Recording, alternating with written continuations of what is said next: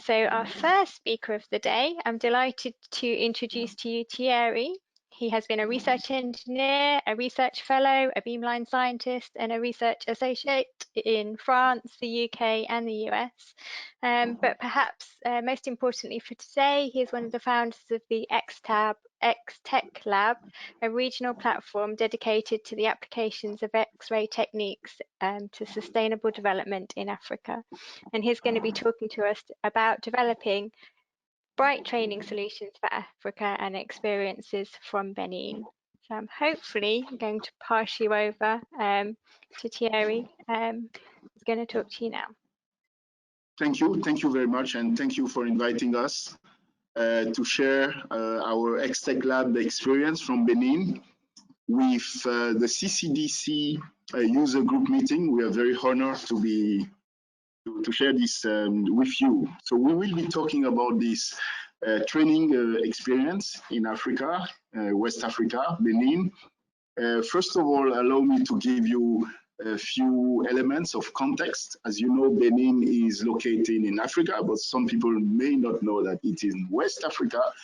It's on a continent where 60% of people are under 24 age, and it's been said in a recent report from the World Bank that just to keep falling behind, Africa will have to train more than 300,000 scientists annually in the next 5 to 10 years. And we expect to have about 22 million students reaching the university levels by 2030.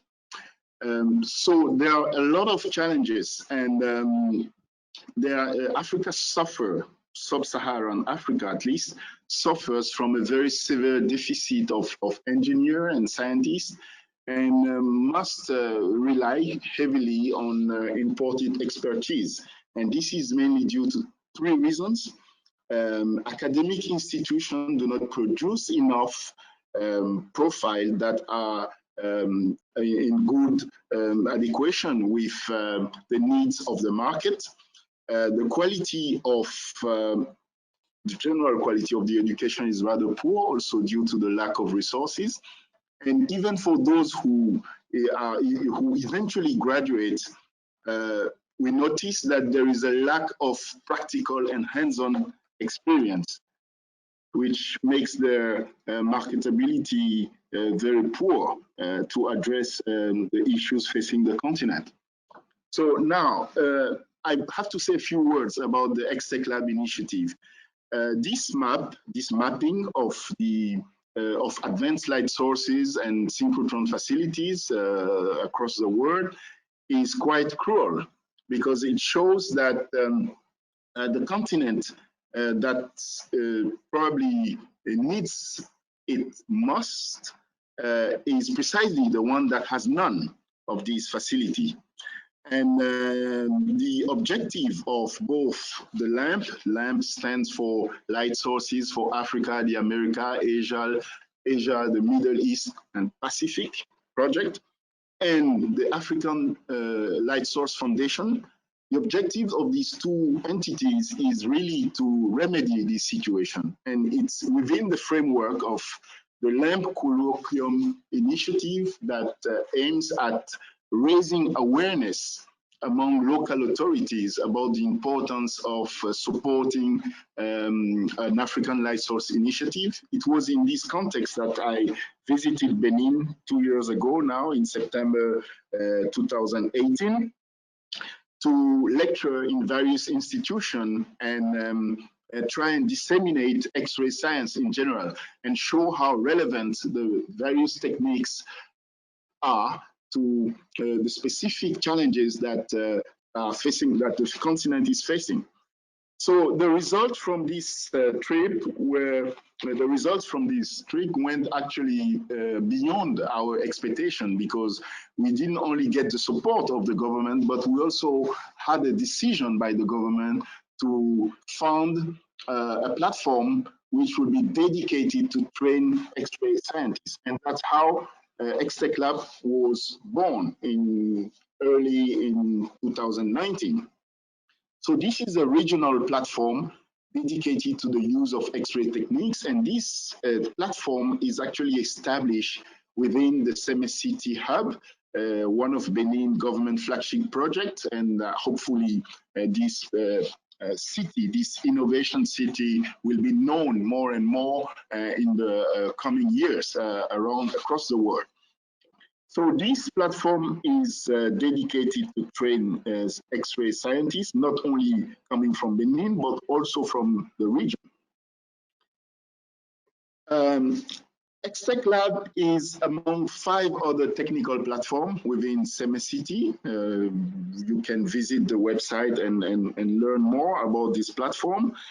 And X-Tech Lab is, of course, the first such platform in West Africa, and has started its activities 1 year ago in May 2019 with two main axes of training. One is dedicated to crystallography and X-ray diffraction techniques. And the second one is an association between mathematical engineering and X-ray imaging. We found that these two axes were very important to really, first of all, train and give some background training to people who are already familiar with X-ray science in general, but most importantly, to endow them with practical skills, because at local universities, equipment is very scarce and people usually don't have a chance to practice. To give you just one information, most students here who are involved in structure solving must send their samples abroad, usually in Europe, and wait for a few months before getting a structure out and analyzing it. So this is really penalizing for their research. And we wanted this platform to remedy this situation and provide a local platform, not only for scientists here, but also for scientists from neighboring countries and even more remote countries. Now, very recently, we're working on, starting this year in 2020, we are working on also building a third axis of training, which will be dedicated to complementary techniques, including thermomechanical techniques, in order to get people familiar with thermal simulations and some other complementary characterization methods for the samples. Now, I would like to give you just an overview of few projects that we're working on different fields. So the first one is health, and then you have sanitation, agriculture, energy. And one of the projects, for instance, is related to the synthesis of molecules that can be used for therapeutic applications. We provide expertise to the scientists, and we help them characterize the sample and solving the structure. And there's another project which concerns the synthesis and the characterization of eco-material for wastewater recycling. And we're also working on a project by a startup, a small startup in Benin, which aims at improving the organic fertilizer that are developed locally. Now, just before I mentioned that we made a very strong connection between X-ray imaging and math engineering, and I will show you why. You know that there are many people here in Africa who have a very strong background, theoretical background in mathematics. However, you don't see the impact of what they do in the development of the society.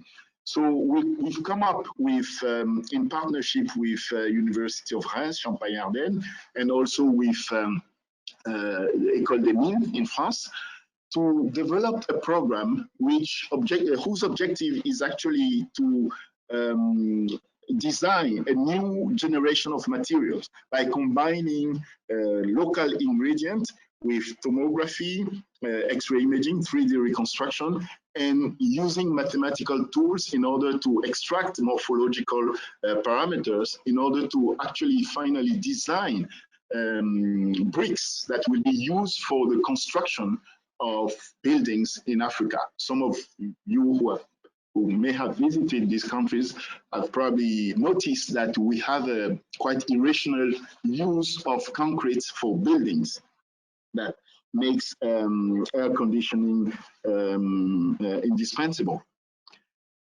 Now, X-Tech Lab is very much involved in many dissemination activities locally. The staff have been working with universities for in organizing many scientific meetings, seminars, colloquium in 2019 and very early in 2020. Thanks to the staff of X-Tech Lab, we have now resumed the tutorials, the practicals at university for undergraduate students. I have to mention that these tutorials were interrupted a few years ago due to the lack of equipment. There's also a crystal growth competition that was scheduled this year, but has to be cancelled due to the pandemic. But hopefully we'll postpone it only to the next year, hopefully with an improvement of the situation. And we are working also using the various modern techniques of augmented reality. We're working on developing a virtual lab platform, which will be primarily dedicated to the experiment of X-Tech Lab, but which we expect to share with the local community and with the Ministry of Higher Education and Scientific Research, just to be able to reach more people by online experimental activities, because right now universities are overcrowded due to the pandemic. Undergraduate students don't have access to practical, so we are trying to use all the resources that we have now to have this platform developed and be up and ready hopefully by next year. Now, I mentioned at the beginning of the talk that the platform is mostly funded by the government of Benin. This is not a sustainable economic model, so we're actually investigating other avenues in order to perpetuate the experience. The main obstacle we have is the lack of funding, so we are trying to remedy that by associating and building partnership with other entities such as industrial companies, pharmaceutical companies, and so on. So one of the objectives of X-Tech Lab is to provide services to these entities, not only in the country, but also in the West African region. Now, just to summarize the result that we have obtained so far, we've had 2 training sessions in 2019 that managed to gather more than 50 learners from the West African region mainly, but also from more remote countries like Congo, Cameroon, and even Burundi, which is located in East Africa. To supervise and train the learners over these 2 training sessions. We had experts, about 20 experts from around the world. And just at the end of my talk, I will have to acknowledge them because their participation was essential to the success of this training session. And one of the biggest results we had was the solving of a molecule, a therapeutic molecule, which has been entirely synthesized and characterized and its structure solved in Benin. I think this structure is now the first structure that is referenced in the CCDC database under the number 199-1487. So we are very proud of this result that was obtained thanks to the collaboration of Professor Lecomte from University of Nancy and the young researchers who did the synthesis here in Benin. Dissemination, we've reached more than 1,000 undergraduate students who were trained in crystallography in Benin in between July and August 2020. It's been quite a challenge because due to the pandemic, it has to be organized in a very cautious way. And thanks to the dedication and commitment of the coordinator of the Extech Lab platform, Marielle Agbangbata, Dr. Marielle Agbangbata, and her co-workers, they managed to get these training session organized. And this was the first such event for the last 5, even 10 years at the university. So we have many challenges ahead. The most important challenge is, of course, to find additional funding. We're working on that. We've been helped by people from the LAMP, by Michele Zema, by the former chair of the LAMP, also Sikazi Mtingwa, the IUCR, who are really our biggest assets in this experience, this endeavor. Equipment is the biggest challenge because our ambition is, of course, not to limit our activities to X-ray diffraction, to single crystal X-ray diffraction. We need a powder diffraction now. We want to extend this activity to X-ray fluorescence, also to scanning electron microscopy. So because we need a lot of characterization tools for our samples. And of course, we have to strengthen and build a larger partnership with universities and industries. The vision is quite ambitious. We would like to be recognized as the main experimental platform in terms of equipment and expertise in West Africa. The experience from the initial activities in 2019 showed that people are willing to join the Extech Lab experience. They're willing to join the Extech Lab experience from all over Africa because the difference between Extech Lab and what has been done before is that here, X-ray science is used to address the issues that are relevant and specific to Africa. We would like to meet the requirement to be a recognized feeder facility that will allow not only the preparation of the sample to be studied at world advanced light sources, but also the definition of the subject that the priorities in terms of research that we will be addressing in synchrotrons across the world. And of course, we want to train a community of scientists, of X-ray experts that will be the active users of the future Pan-African synchrotron. I would like to acknowledge and warmly thank our partners, of course, the LAMP, the IUCR,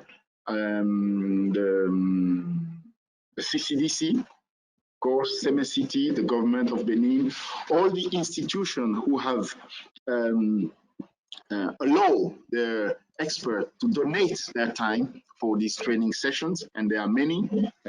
Just to name a few, we have the University of Nancy, Paris Sorbonne, University of Madrid, University of Pavia in Italy, University of Cambridge, and University of Botswana, and more universities and institutions. Thank you very much for your attention, and we're now available for questions. Great, thank you so much for a lovely introduction to the Extech Lab and your journey so far. If people do have questions, they can either come online verbally or they can post in the chat box. I see we've already got one in the chat box from Delia. So I guess one of the challenges in Africa is getting people trained up, but then actually keeping them in Africa. And what are your thoughts on how we in Africa can act to keep our excellent scientists in the region? Do you have any thoughts on that? It's a big challenge, Susanna. It's a big challenge because it's not attractive for bright scientists to stay in Africa because they just don't have the resources to carry out their research. And that's why you see so many of them around the world. And do you have any solutions to how to keep them, I The guess? solution is of Initiatives course like this. to raise awareness among our authorities that science is very important. Science, all innovation come from science. And they talk a lot about innovation, but they don't, to fund science upstream is very important. And people are just not convinced that this is the way to go for now, because they see science as something that is reserved to an elite of researchers. If you see the shape of our universities and institutions here, you will be discouraged because there's nothing that is done for these institutions, and people must just to grow as scientists. They have to leave the continent. But it's a pity because Africa has a lot of resources. And it's the richest continent actually in the world, on the planet, in terms of natural resources. And to exploit and to valorize all these resources and create prosperity, we need science and we need education, most of all. And that's what one of the challenges that we're facing. The reason of being of X-Tech Lab is really to try to contribute to the global solution for Africa. Yep, and I think we all need to support those efforts as well. You've also got a question from Camille. So are you also working to increase the access to crystallographers in the country to large-scale facilities, so synchrotrons, neutron sources, to give young scientists possibilities to have such experience? So I guess there's the longer-term vision of getting a light source in Africa at the moment. Have you got a lot of interaction with facilities already, or is that something? Yes, of course. I myself have worked in synchrotron for many years at the ESRF, and I still carry out experiments across the world. Whenever it's possible, I try to involve the local teams here in long-term programs. We apply for beam time because, of course, building a facility is just one aspect of the problem. You will have to make this facility live. Of course, you have to run this facility. You have to and there are a lot of different activities that are associated to the operation of a synchrotron or an advanced light source. We're trying to build all these competencies on the continent. And that's why, for instance, recently, with the help of the EFLS, we're trying to get some of the machine competencies emerge in Africa. So we're trying to involve people in studying the machine operation of instrument, of big, large-scale instrument. So it's a work that it's a long-standing, of course, work, and we need to have a community emerging here on the continent that will run the future Pan-African synchrotron. And people are very much interested as soon as they realize the potential of X-ray science and the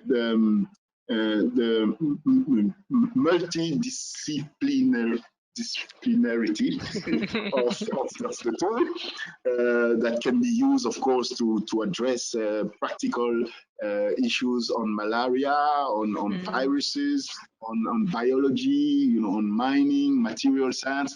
They, as soon as they realize that, they are willing to get involved. And that's what we've noticed. People are very enthusiastic about X-ray science, about crystallography, about tomography, all these techniques. Because, when people hear about synchrotron, the first idea is that this is a big machine that is used for particle physics and has remote applications that are very remote from our daily concerns here in Africa. But when they realize that it can be used practically to solve the specific problems that they are facing, then the attitude changes. And that's why what we're working on. We're trying to change the attitude towards large-scale facilities. One final question. Do you have any collaborations with other scientists and researchers in other universities in Africa at the moment? Or is that something you're Yes. looking to establish? Yes, definitely. You may have noticed that among those who participated in the 2019 training session, there were many people from other universities. So we have a collaboration now with the University of Lomé in Togo. We have a collaboration with the University Cheikh Anta Diop of Senegal. I haven't mentioned that the upcoming training session will be online in November, and there are already many people from Nigeria, from Kenya. Oh, actually, Mr. Tete, I think you are involved in the next training session. So it sounds like a new collaboration could start. Exactly. And we are, of course, keen to build a collaboration with you. Hopefully, you will be able to make the trip to Benin. If not, anyway, next year when this COVID-19 is over, hopefully, we'll have you here in Benin. Okay, we're going to move on to our second talk now. I do have one final question for you. When are we going to see the next structure from Benin in the CSD? So it's great to see the first one, and we're looking forward to seeing the next one. It's in the pipeline. It's in the pipeline, actually.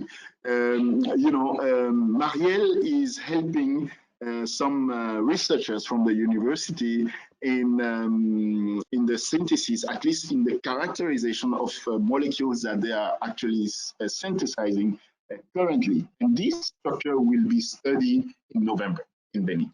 We look forward to seeing it. Thank you very much again for your talk. You'll have the next paper coming out. Thank you.